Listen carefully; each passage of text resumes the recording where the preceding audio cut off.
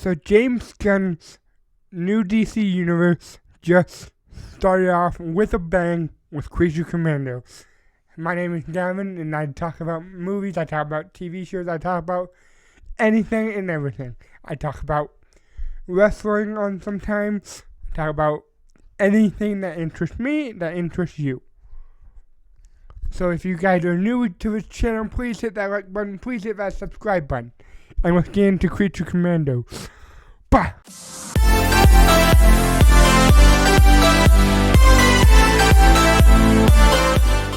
James Gunn couldn't have chosen a better project to start this new DC universe. The DC universe is a very, complex idea. And I think he nailed it with the start of this. Because it's supposed to be weird. It's not supposed to be grounded. It's supposed to be weird. It's supposed to be fantastical. And we don't see that in modern day, adaptations of some characters. Like the Batman. We're still not going to get that until they can figure out a good script for the Brave and the Bold. I'm sick of the grounded stuff when it comes to superhero movies. I want it to be fantastical. However, I think Marvel does it a little bit too much. So, but this really drew the line because they showed heart, they showed the character and emotional beats to, involving the storyline, involving the origin episodes. And I will tell you my favorite origin episode, and I'll tell you my least favorite origin episode. So just stay tuned, and we'll talk about everything. We're just going to go through, not in anything particular order. The first character I want to talk about, though, is the Bride. The Bride I wasn't ever familiar with. She was a complex character who got killed, resurrected by a guy named Victor, I believe, and I don't know, I forgot his last name if he had one. But basically, it was like a doctor of some sort who was helping Eric Frankenstein, and Frankenstein was needing a wife, he needed a bride. So they found the corpse of someone who died and resurrected her, and she became the bride. Well, the bride wasn't very into Frankenstein. She was more into Victor. The Bride is a very complex character, and I love that. I loved from the beginning where she's hard-shelled. She doesn't like people. She doesn't let anyone in. But slowly but surely, she lets Nina in. And when Nina dies, it's like, oh my god. You know? Yeah. It's like pieces of her evolve, and I'm happy to see that in a character like the Bride. Another cool character, Dr. Phosphorus. Alan Tudyk, take my money. Take my money and voice all these characters. I don't care. I love you as Clayface. I love you as, I'm pretty sure you are Clayface in the Quinn series as well, right? I love him in everything. He does such a great job in it. And yeah.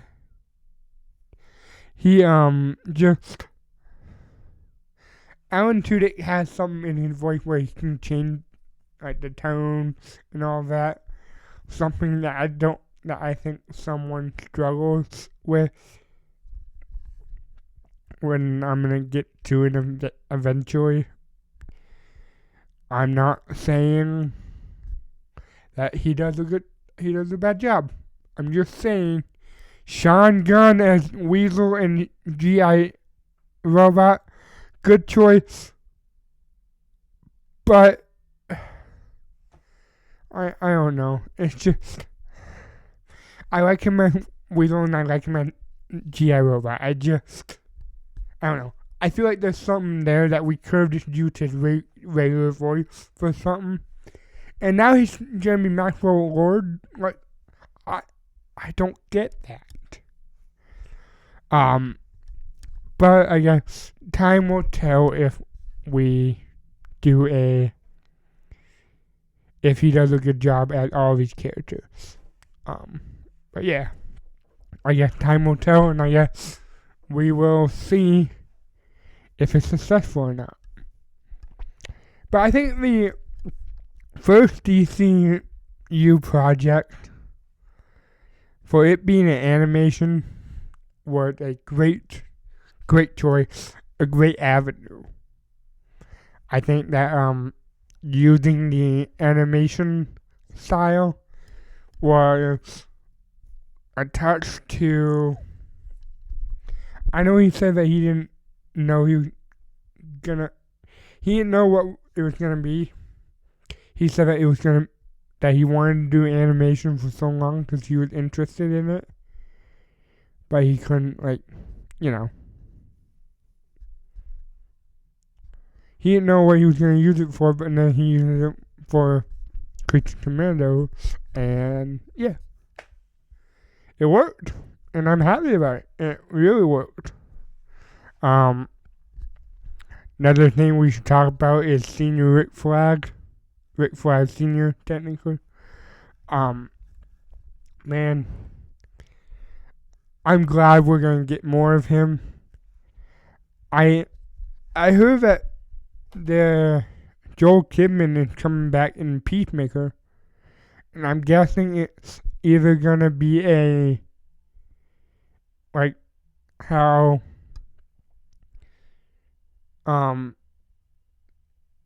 God, what's his name? Oh no. The White Dragon. How White Dragon was in Peacemaker's head. I'm pretty sure that's gonna be the same thing with Joel Kinnaman presence in either Peacemaker's head. I think it makes more sense for it to be in Rick Flag Sr.'s head, because he's hunting down this guy who killed his son. That brings back emotion. That brings up emotion and animosity and all that. I think it fits more for that than it fits more for Peacemaker. But again, Peacemaker could feel guilt about it and feel sorry, and then Joel Kim and Flag can be like, "You did this to me. You killed me. What are you gonna do? Why? I'm very excited for Peacemaker this year, and I'm very excited to cover it on the channel. So, yeah. Okay. Let's talk about Eric Frankenstein. David Harbour did his best, and he fucking delivered on it. David Harbour? Well, where was he hiding? If he upside down? We got him back. We didn't want to let him go. He did amazing in the character. And the way he talked, the way he was enunciating, the way that he really got into the character, it felt like a Robert Downey Jr. Iron Man type thing. Or a Heath Ledger Joker type of thing. Where David Harbour just fit. He just fit as this character. I hope you guys will see him as live action, because that will be sick. But yeah. He worked. David Harbour worked. Now let's talk about Nina Mazursky. That was heartbreaking when she died. yeah, I don't know. I felt heartbroken. I felt betrayed. I felt like James Gunn took a piece of me that I can never get back. How dare you, James? How dare you? But Nina was a special case, and I was happy to see her move on. But then, yeah, we saw how that happened. We saw how that got. God. G.I. Robot and her had such a great relationship, and I thought it was cool. I thought that was like special. Her and the bride had something going there too, and it was cool. A nice little touch where I didn't notice this the first time, probably because I wasn't really paying attention. But the bride knew something was up. Like, clear attention to detail, nice little subtle movement. The bride knew what was going on with the princess. She recognized the guard, she recognized this, she recognized that. Cool. She knew. So that was cool to like see that whole thing play out. And I do appreciate writers and directors that don't treat their fans like we're dumb. We're very smart when it comes to this stuff. If you award us with knowing, like if you award us for being fans, we will send you our praises. And this did phenomenal. It was a great series overall. And I think we're going to get a season 2 with the characters that they teased at the end, which I'll get into. But I hope we get into it. I hope we get into season 2 because I want it. Let's talk about Amanda Waller. She wasn't really anything. Alright. Let's talk about Amanda Waller was just there.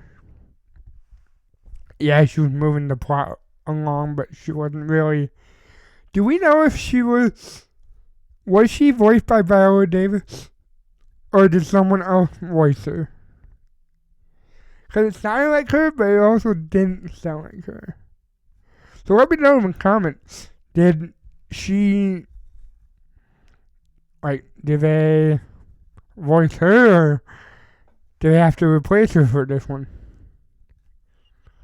I'm very interested to see what they do with the Waller series, but I'm not too excited for it. That one kind of feels a little questionable to me, but they took this show and they turned it into something that I didn't even know that I was gonna like, because I got so worn down over the animation style, because I love the DC anime universe. I love things that came out of that. But then Marvel started and they ruined it for me. What If sucked. I don't like What If. I think What If is a perfect example of maybe we shouldn't. But yeah. That was a dumpster truck of a season to get through. But yeah. Overall, I like season 1 of Creature Commandos. I'm excited to see what comes next. And speaking of what comes next, King Shark appeared. Let's talk about that. Do we know if it's going to be Sylvester Stallone? Is it going to be Sylvester Stallone? If it is, then cool. If it's not, then okay. It depends on who's going to be him. I think it's going to be Sly. Oh yeah, before we get into the other characters, we gotta talk about the princess. The way they reveal that she was working with Clayface That was awesome. And the way that they framed it, because they framed that one scene to where you couldn't see Clayface that well. You could see it if you obviously watch the series and then you're looking at it, you can clearly see that's Clayface. But at first glance, at the first moment, you're like, oh, what? Like, what is that? Who is she talking to? But yeah, that was like a perfect little thing.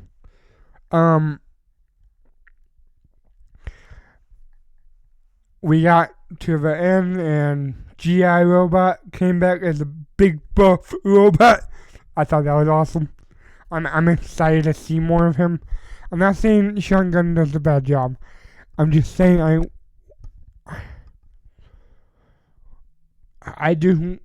I'm just like a little concerned about his. I'm worried that James Gunn is oversaturating his own brother. And I'm worried that he's obviously gonna do a good job. But I'm worried about him being given too many roles. But he did great in these two roles. I'm just worried about the future. What's he gonna be? Swamp Thing? I don't want him as Deathstroke. So, I don't know. I think we need to just wait and see on that one. So, yeah. So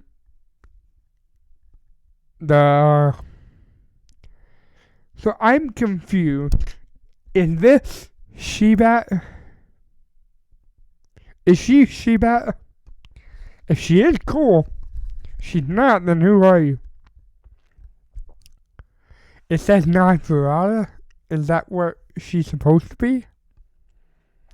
Because I'm seeing that she's Langstrom, like the Langstrom's wife, I believe. But then I'm seeing that she's not. And that she's just someone else. So let me know if they're the same character. I'm very confused on that one. Callus, whatever you call him. That was a cool surprise. I thought that was like a neat little thing to just. I'm glad that he sprinkled more in. I'm glad that we got King Shark at the end. That was cool. But yeah, let's talk about my favorite origin episode. Like the episode where, because throughout each episode we got an origin of each commando, like of each creature. We didn't get an origin of Rick Flag though. And that's something that I'm really interested to see. But, yeah. We do that.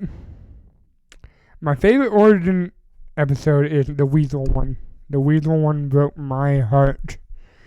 He was just trying to have a friend. He actually didn't do anything wrong. Man. Yeah. That's heartbreaking. I cried. It was sad. I cried.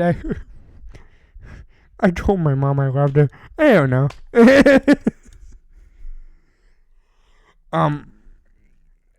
After that, I want to talk about Cersei and the son of Themyscira.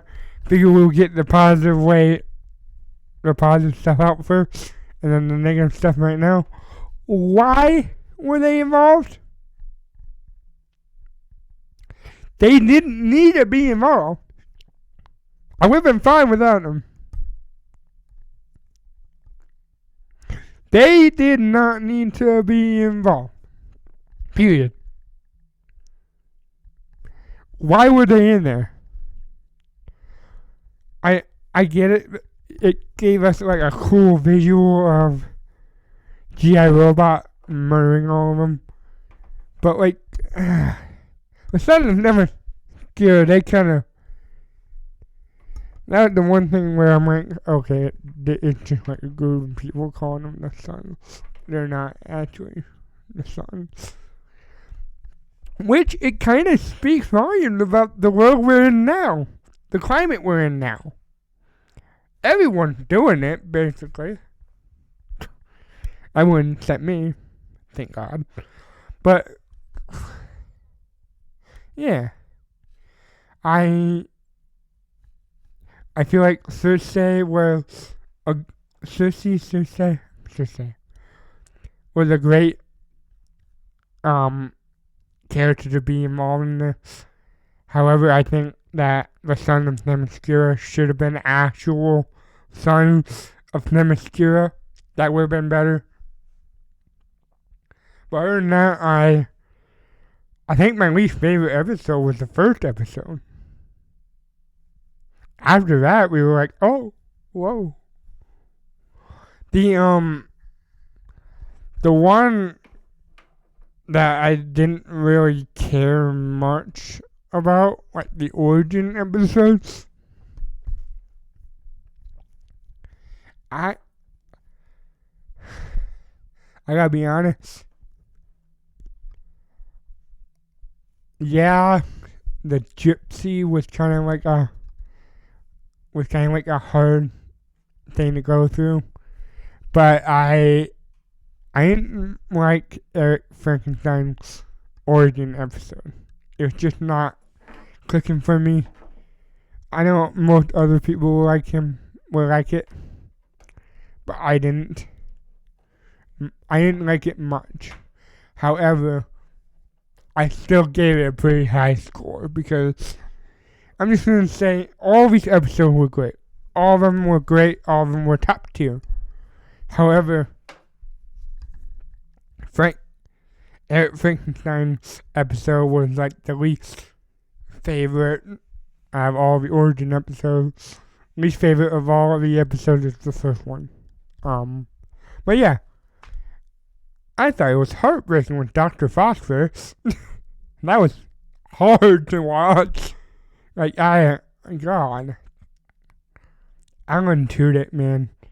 He is him and David Harbour are the two MVP of this show. So, yeah, I really enjoyed myself watching it. My favorite character, I kind of want to say the bride. I kind of want to say the bride is my favorite character. Although Weasel has the moments, Phosphorus has the moments, nothing clicked with me more than the bride story. So, yeah. The princess was weird to me, so I didn't really like her that much. But yeah, overall, great series, great way to start the universe. Let me know what you guys thought of it. Let me know what you guys thought of this whole universe as a whole so far. It's a mess right now because he's just greenlighting movies and we have no idea if it's going to be connected or not. I know that he made fun of us for that, so that was fun. That was pleasant. But, anyway, I talked about this show way too much. Now it's time for you guys to talk about it in the comments. See ya, and have a nice one. Goodbye.